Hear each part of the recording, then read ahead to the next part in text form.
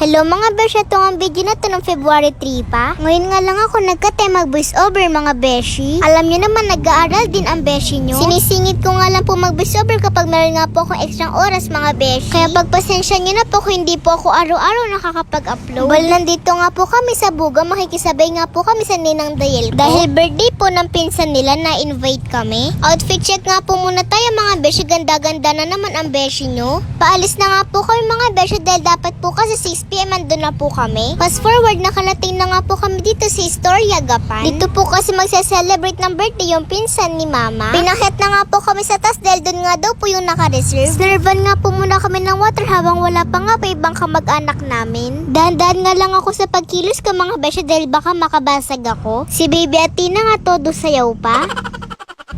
Nakakita nga ako na sa lamesa siya kaya nag-video nga po muna kami ni Mama. Mukhang mapaparaming ikain ko mga beshi. Di pa po kasi ko nagmimerienda mula nang sunduin ako ni Mama sa school. Ang ganda nga pong tingnan na itong grazing table, nakakatakam din. Buti nga natiis kay sarili ko na hindi muna kumuha mga beshi.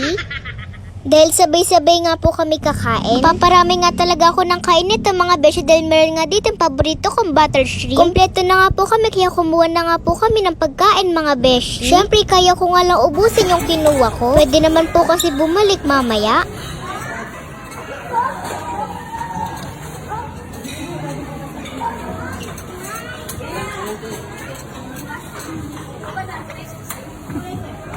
Kumuha na nga po kami dito ng mga fruits at cookies. Kinuha ko na nga din si Baby Atina. Tara, kain na po tayo mga beshi. Thank you po Lord sa masarap na pagkain. Lahat nga ng foods masasarap mga beshi. Nagustuhan ko nga din tong lechon kawali ang crispy. Sinusunod ko na nga ikain ko dahil bukas may bayad na nga to mga beshi.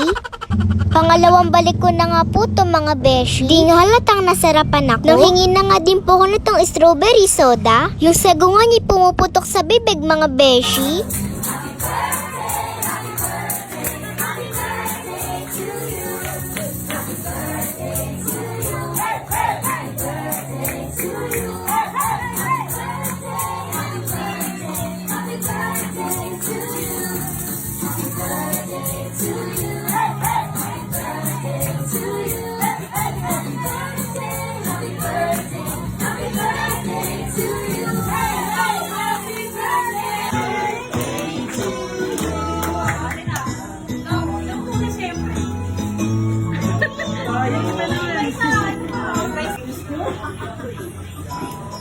Happy birthday po Tita Richelle and more birthday to come. Stay pretty. Thank you po sa pag-invite. Yun lang, salamat sa panonood. Bye-bye mga beshi.